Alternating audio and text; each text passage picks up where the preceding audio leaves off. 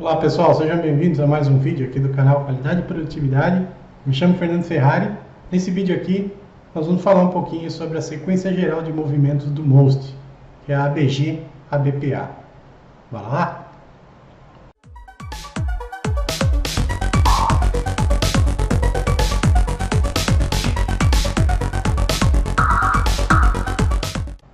Muito bem pessoal, vamos lá para mais um vídeo aqui do canal Qualidade e Produtividade. Dessa vez vamos falar aqui sobre a primeira das três sequências de movimentos do MOST, tá?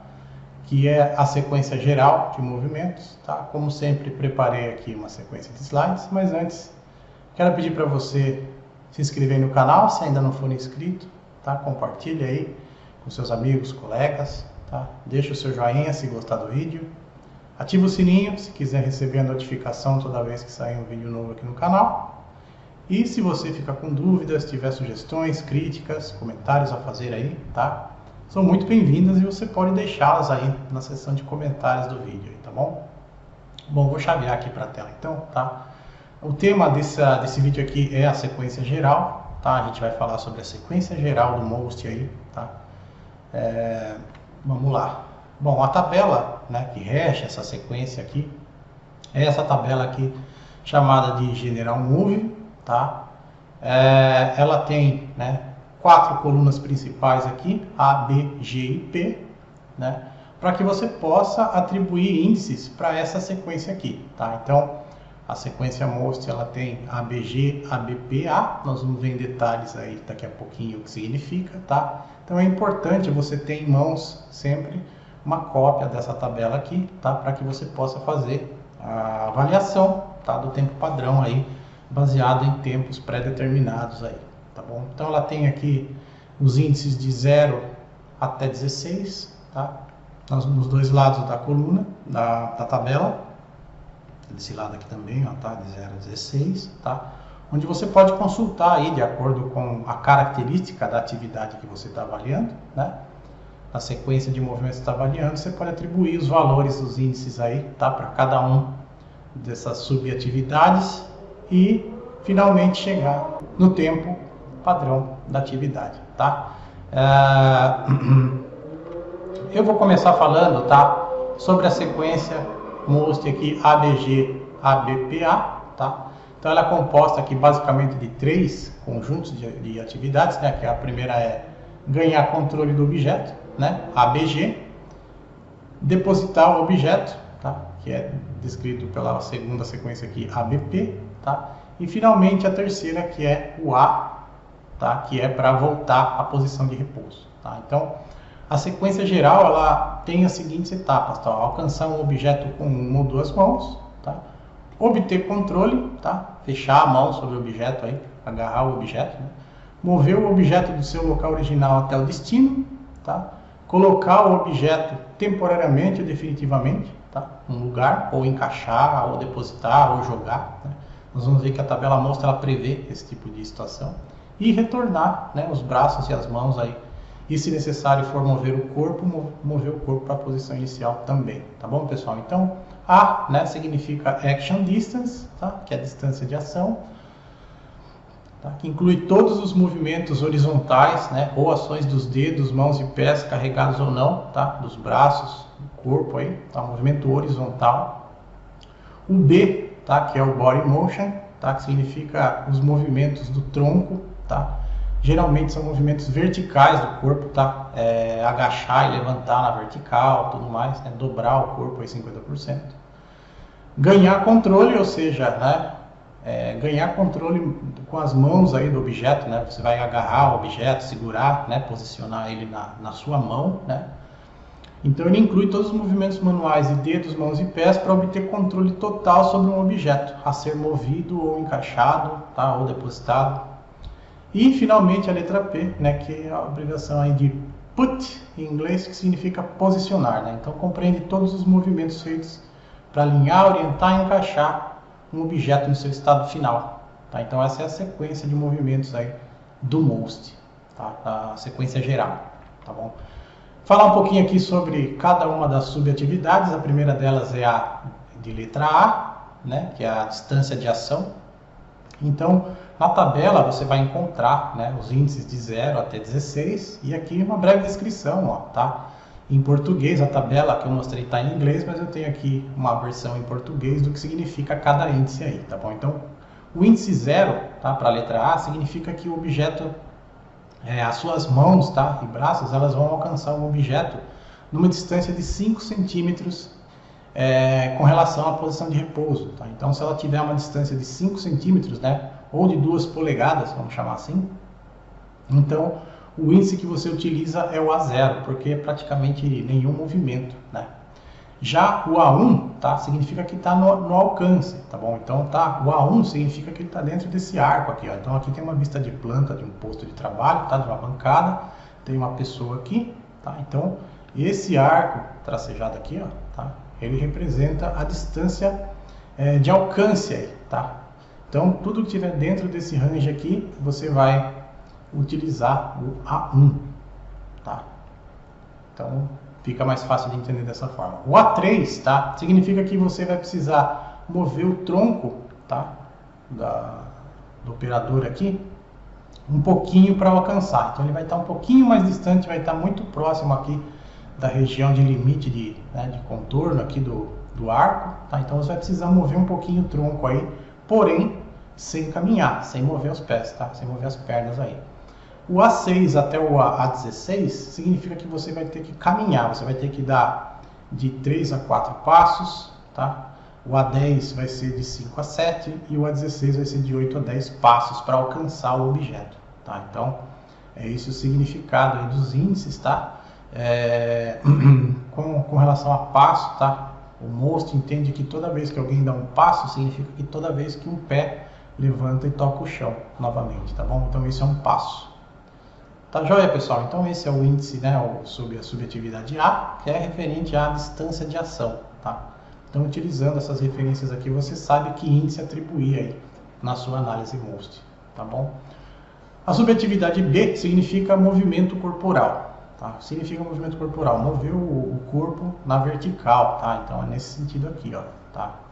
Vai mover o corpo para cima ou para baixo aqui. Tá, então aqui tem um exemplo, né, uma pessoa caminhando até uma pilha de caixas e ela tem que abaixar, né, basicamente 50% do corpo para depositar uma caixa aqui nessa posição aqui, ó, tá? Então tem aqui também uma descrição, né, do que é os índices e os seus números e o seu significado, ó. Então, para o B3, tá? Abaixar e levantar. Curvar e levantar requer apenas 50% do tempo em atividades repetitivas, como empilhamento e desempilhamento de vários objetos. Significa que ele está curvando o corpo aqui 50%, tá? Ele não curvou o corpo totalmente aqui, tá? Então, isso significa que o B3, tá? O movimento vertical do corpo, 50%. O B6 significa que ele vai inclinar, tá? Até que as mãos ultrapassem o nível do joelho, tá? Então, olha sempre esse nível aqui, ó, tá, do joelho, e olha o que aconteceu com essa pessoa aqui, tá, com relação às mãos dela, tá. A mão abaixou, ficou embaixo do joelho, e aqui nesse ponto aqui ela teve até que agachar, né? Então, esse é o B6, ó, tá. Nessa situação aqui você usa o B6. O B10 é quando um movimento do corpo, ele precisa mexer não só verticalmente, mas mexer o quadril também, tá. Um exemplo de B10 é quando você senta no banco do seu carro, tá? Você dobra o corpo, tá? E ainda assim precisa dar uma ajeitada ali no bumbum para encaixar no banco para depois jogar o corpo todo para dentro do carro, tá? Então esse é um exemplo de B10.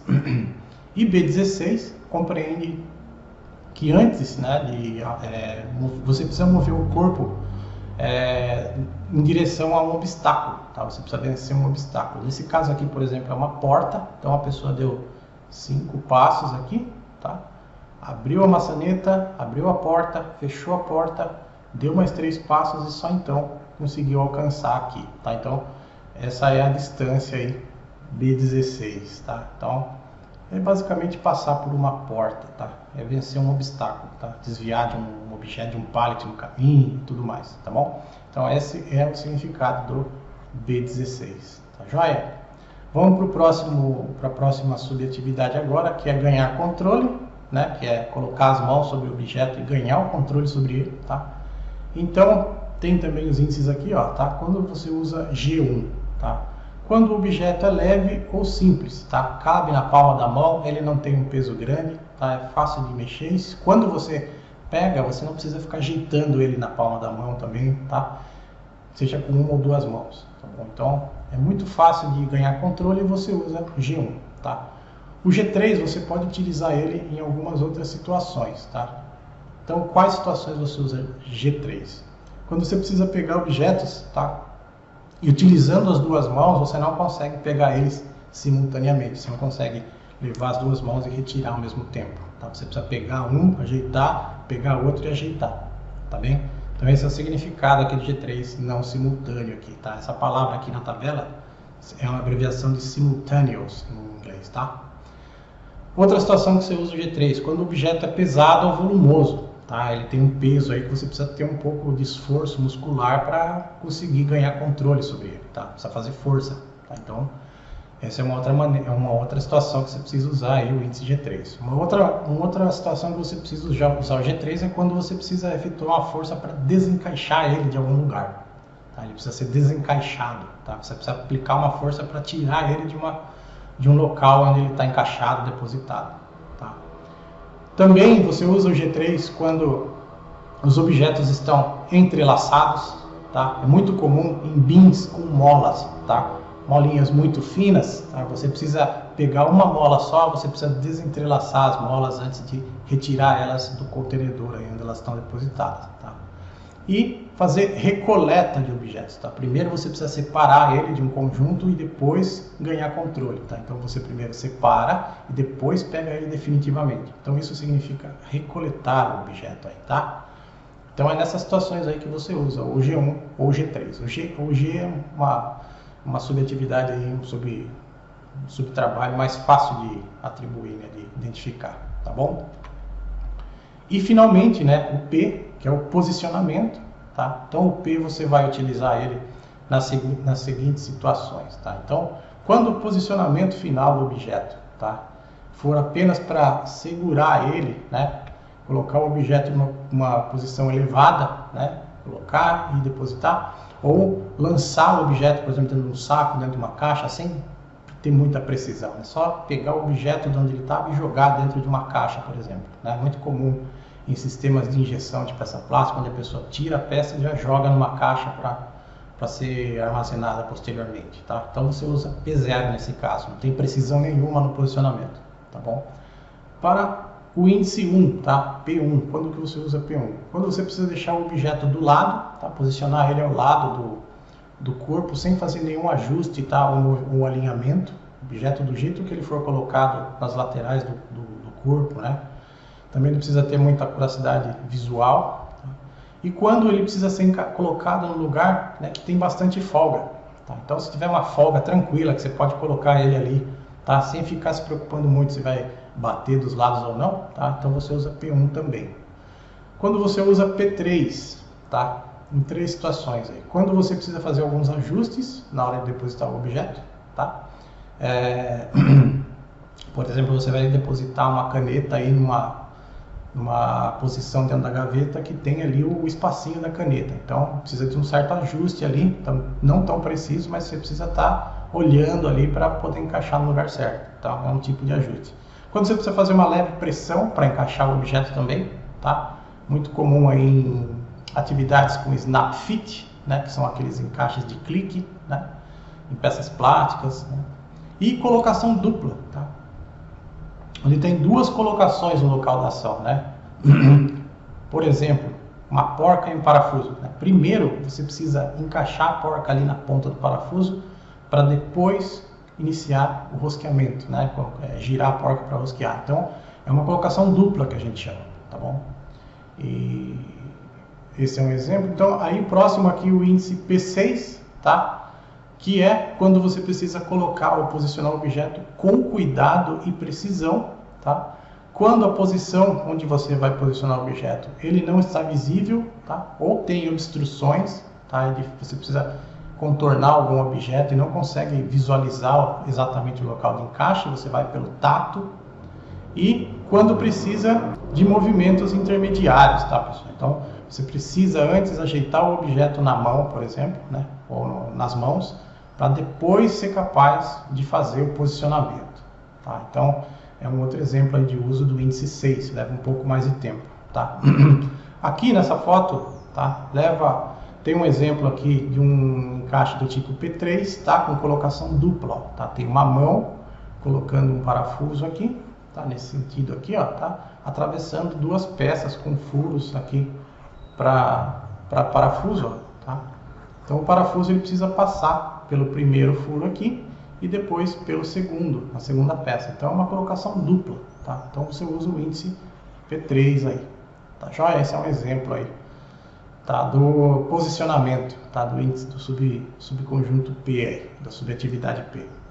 Tá bom? Então, para ilustrar a aplicação, né, de uma sequência de movimentos ABG, ABPA, tá, do MOST, tenho aqui uma vista de planta de um posto de trabalho, tá, e a descrição da atividade aqui, de uma das atividades que vai ser feita nesse posto aqui, ó, tá? Então, a primeira coisa que ele vai fazer é pegar o componente número 1 na posição 1 com a mão esquerda, tá? Então, com a mão esquerda aqui, tá, ele vai pegar o componente na posição 1, tá?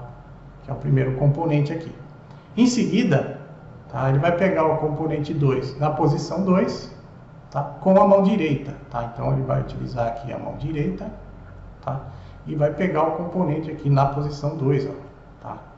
Em seguida, ele vai encaixar um componente no outro, tá? Vai pegar os dois componentes aí simultaneamente na mão e encaixar um no outro. E, uma vez encaixados, esse subconjunto aí montado, ele vai depositar na posição 3, que é essa posição da bancada aqui à direita dele. Tá? Então, o que acontece aqui? Né? Vamos colocar aqui. Tá? Os índices, né? Ó, a primeira etapa aqui que é alcançar, tá, o componente. Né? Ele pode alcançar os dois componentes simultaneamente? Pode, tá? Não tem nada que impeça. Então, a distância está próxima, vai utilizar o índice 1 aqui, tá? Cerca de 5 centímetros ali. Ele não vai precisar mover o tronco, então o índice é 0. Tá? Ganhar controle. Aparentemente ali nas bins as peças são facilmente, né, coletadas, então você não precisa ter nenhuma habilidade específica, então vamos atribuir aqui 1, tá? Em seguida, posicionar os componentes, né, que é encaixar, então trazer as duas peças para próximo do braço, ele pode fazer a 5 centímetros do corpo, 1, não precisa mexer o tronco para encaixar as peças, 0, e precisa fazer uma leve pressão aí, né? Então vamos colocar o índice 3 aqui para ilustrar esse encaixe aí, tá? Precisa ter uma certa precisão também para encaixar as peças, tá? E depois os braços, né, o esquerdo e o direito retornam para a posição de repouso, né? Então vou chamar aqui de índice 1, tá? Nessa distância aí do corpo, tá bom? Então, somando aqui, né, os índices MOST aqui, vai dar um índice 7 para essa atividade aí, multiplicando por 10, tá? Eu obtenho 70 TMUs, tá? E 70 multiplicando por 0,036, eu obtenho aí 2,52 segundos de tempo de ciclo padrão estimado aí para essa atividade. Tá bom, pessoal? Então é bem simples a aplicação, vocês viram aí. No próximo vídeo nós vamos dar uma olhada no movimento com uso de movimento controlado, tá? Com giro, com uso de alguns apoios e tudo mais. Então eu espero que vocês tenham gostado do vídeo, tá bom? Curta, compartilhe, deixe seus comentários aí e um forte abraço. Até lá!